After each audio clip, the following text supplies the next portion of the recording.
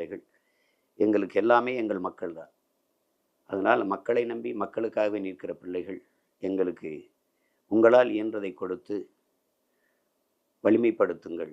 இந்த தேர்தல் களத்தில் வலிமைமிக்க ஆற்றலாக உங்கள் பிள்ளைகள் நின்று பொருளாதார சிரமம் இல்லாத, சுமையில்லாத களத்திலே நின்று வேலை செய்வதற்கு எங்களுக்கு உதவுங்கள். இடமெடுத்து தங்கிக் கொள்வதற்கு, பசிக்கு உணவு உண்டு கொள்வதற்கு, எரிபொருள் நிரப்பிக் கொள்வதற்குத்தான் இந்த பணம். நாம் வாக்குக்கு காசு கொடுப்பதற்கோ, படபடமான மேடைகளை அமைப்பதற்கோ, காசு கொடுத்து கூட்டங்களை கூட்டுவதற்கோ, அவர்களுக்கு சாப்பாடு, வாட்ரு, பிரியாணி, தலைக்கு 200 இதெல்லாம் நம்மிடத்தில் இல்லை. அந்த கலாச்சாரம் நம்மிடத்தில் இல்லை. அதற்காக பணம் நமக்கு தேவைப்பட போவதில்லை.